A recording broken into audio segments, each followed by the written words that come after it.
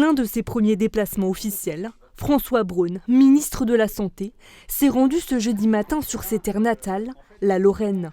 Première étape, la maison médicale pluriprofessionnelle de Longwy. On a ici vraiment quelque chose d'exemplaire avec une maison de santé pluriprofessionnelle qui réussit à regrouper tout le monde. On a vu des jeunes médecins qui ont envie de venir travailler ici dans ces conditions.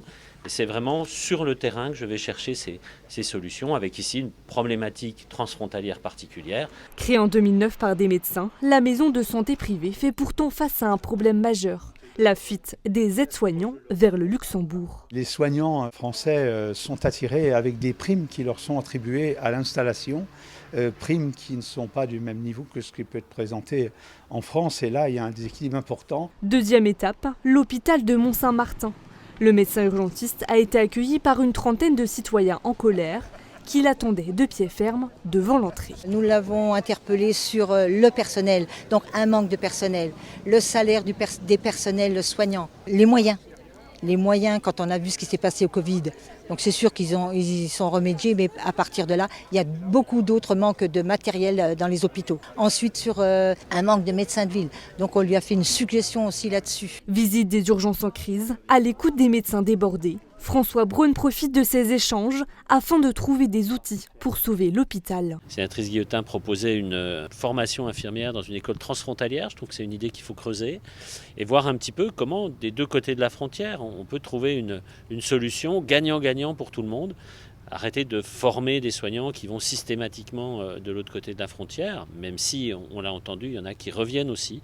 Les maladies ne s'arrêtent pas aux frontières et la crise nous a bien montré qu'il fallait qu'on travaille la main dans la main dans des zones comme le Grand Est, qui est une grande zone frontalière. Après ces deux visites, le ministre de la Santé repart avec plusieurs idées derrière la tête pour tirer son bilan au mois de septembre. La création d'un institut de formation en soins infirmiers transfrontaliers, d'un internat pour attirer les médecins sur des territoires désertés et d'un poste de coordinateur pédagogique pour accompagner les stagiaires et les infirmiers sortant des écoles.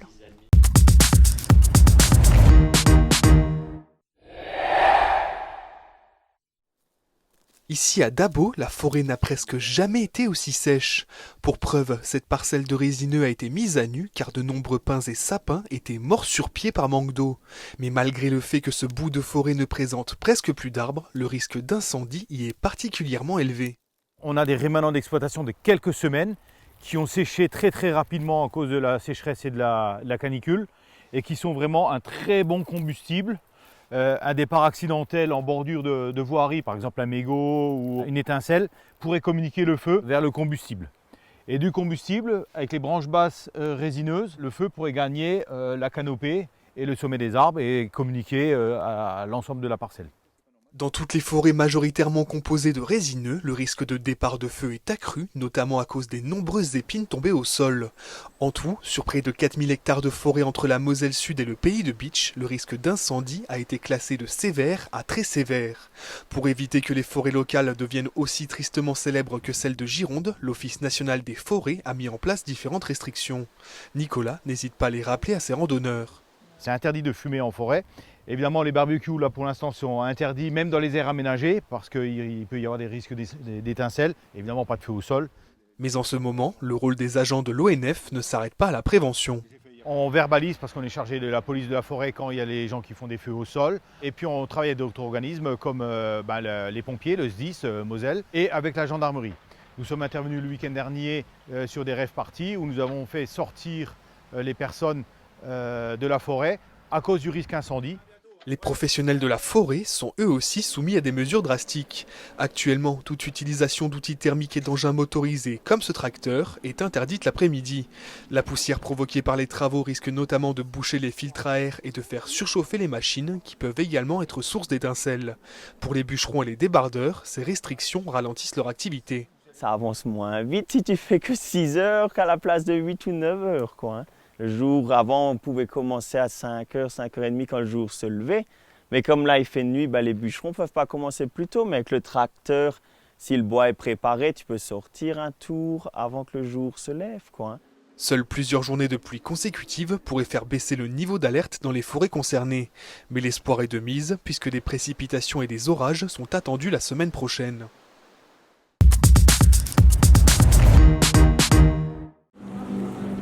Avec les fortes chaleurs, les climatiseurs des commerçants tournent à bloc.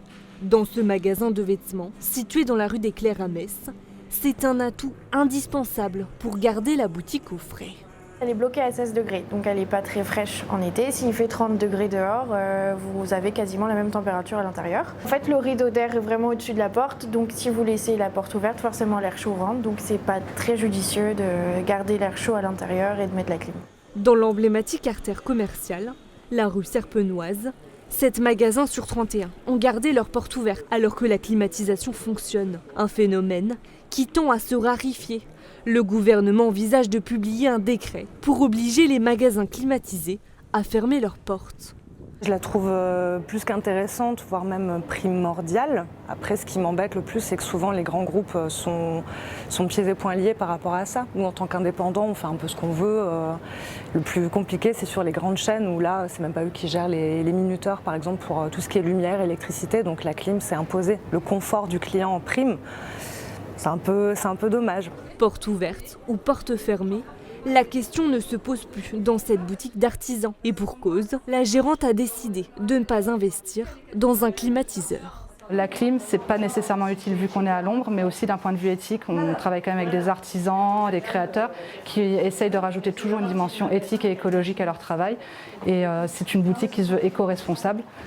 Donc ce choix était évident pour nous de ne pas mettre de climatisation. Une petite ventilation peut suffire et puis vu qu'on est toujours à l'ombre, il n'y a aucun souci. Une solution qui ne rebute pas les clients. En attendant, le décret, déjà en place dans plusieurs grandes villes comme Paris et Lyon, va être généralisé dans tout le pays. Les magasins climatisés qui ne fermeront pas leurs portes s'exposeront à 750 € d'amende.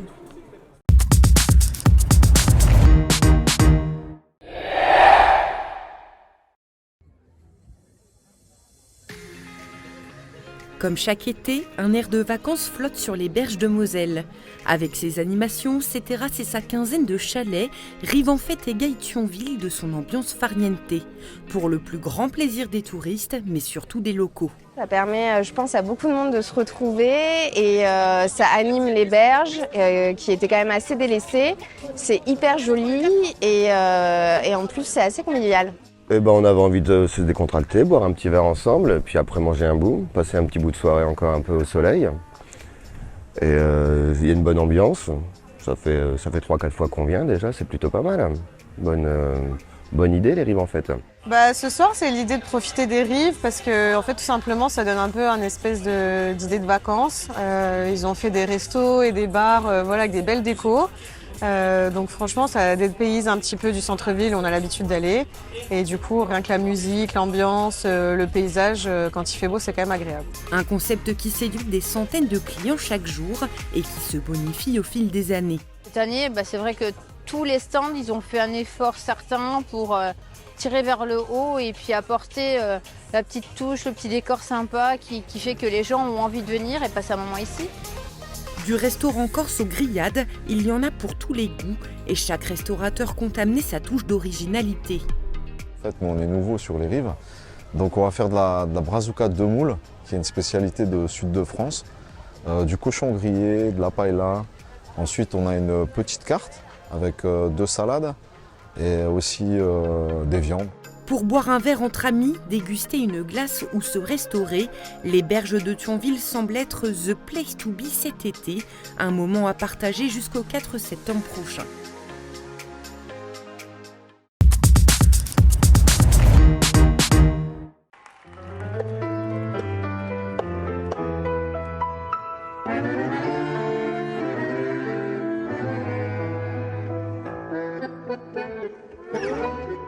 Après avoir enflammé Buenos Aires lors des championnats du monde 2021, le couple de tango de scène argentin Yanina Musica et Emmanuel Casal a rendez-vous vendredi à partir de 17h au Frigo pour la grande soirée d'ouverture du Golden Weekend. Par la suite, les danseurs proposeront des ateliers privés. Estamos conociendo gente que nos hace sentir eso. On nous fait sentir qu'il y a une grande communauté de tango qui se crée ici et que toutes les cultures s'entremêlent et c'est super. Bueno, nada, y que se mezcla un poco con la cultura de cada uno, lo cual me parece que está buenísimo porque es un intercambio todo el tiempo. Janina Musica et Emmanuel Casal se sont rencontrés il y a 12 ans et depuis ils ne se sont plus quittés. Pour eux, le plus important dans le tango, ce ne sont pas les pas, mais le partage guidé par la musique. L'important, c'est de partager un bon moment entre danseurs, d'avoir un bon état d'esprit, d'être solidaire et d'être à l'aise. Le but est aussi de partager le tango avec les autres. Le couple de danseurs de tango a été invité par Daniel Pereira, musicalisador, et l'association Aller Danser. Metz devient ainsi l'unique ville en France et peut-être en Europe à avoir reçu les champions du monde de tango en 2 catégories après la venue des maîtres du tango sur piste début février. La venue des champions du tango de piste a été un succès. Les gens ont adoré. Qu'est-ce qu'on pouvait faire de plus que ça? Faire venir les champions du tango de scène. Traer el campeón actual del escenario, que es de la misma importancia que el de pista. Dès vendredi à Metz, Janina Musica et Emmanuel Casal proposeront de vibrer au rythme tango, folklore et danse latine, comme sur les rives du Rio de la Plata entre Buenos Aires et Montevideo.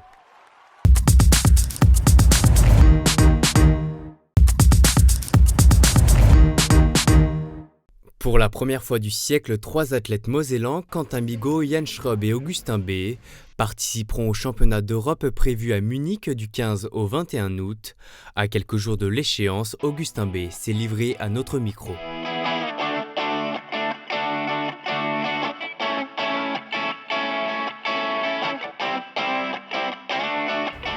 Les championnats du monde étaient mon premier objectif cette année. Ça a été compliqué, je me suis blessé en début de saison. Après, j'ai mis énormément de temps à me remettre dans le bain avec les hautes intensités et les hautes fréquences que demande et la haute nervosité que demande ma pratique.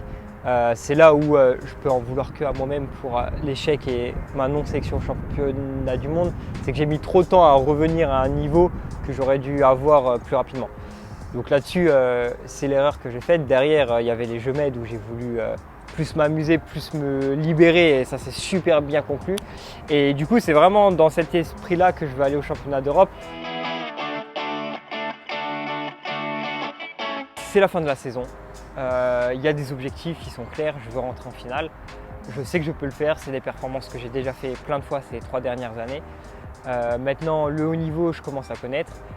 J'ai vu des Jeux Olympiques, j'ai vu des Jeux Med, j'ai eu des G-Siècles, j'ai eu des réussites et c'est vraiment avec tout ce bagage-là que je veux aller au championnat d'Europe. Et justement, quand tu me parlais d'opportunités, c'est vraiment ça. C'est aller là-bas avec tout ce savoir-faire que j'ai, être professionnel, c'est-à-dire passer en finale, passer cette barre des 3 sauts pour être dans les 8 meilleurs et après s'amuser. C'est vraiment les maîtres mots d'ordre de cette sélection, en tout cas pour moi, c'est du professionnalisme, de l'amusement et réaliser ses objectifs qui sont clairement à ma portée. Je suis un gros bosseur à l'entraînement, ça c'est vrai, j'assimile beaucoup et très vite. Mais je pense que j'ai un petit problème avec le lâcher prise. Je suis un peu trop scolaire dans ma manière de faire les choses. Et c'est vrai que j'apprends vite, j'assimile vite, mais le naturel ne revient pas tout de suite derrière en fait. Ça c'est, je pense, ce qui m'handicape à peu près le plus sur ma saison, en tout cas sur ma saison estivale. Et ce qui m'empêche de sauter beaucoup plus loin. Parce que je connais mon potentiel, je sais que je peux sauter beaucoup plus loin que 8,10 m. J'ai une petite marge de manœuvre sur ce genre de performance-là. Et c'est vrai que passer le cap des 8,20, c'est quelque chose d'important en longueur parce que si tu sais faire 8,20 dans tous les grands championnats, tu as une médaille. Ça s'est prouvé sur les Jeux 8,21, sur les mondes 8,16, 8,17 je crois. Sur les Europes, on verra bien. Il ne reste plus que quelques semaines avant l'arrivée de l'INSEE dans l'ancienne gare de Metz, place du Roi-Georges. Après plus de 5 ans de travaux et 15 millions d'euros investis par l'État, le projet va enfin voir le jour d'ici début septembre. Les 350 agents évolueront dans des locaux rénovés, mais aux traces historiques encore visibles. 7000 m² de superficie au total. L'hypothèse d'un déménagement à Lille n'est donc bien plus d'actualité.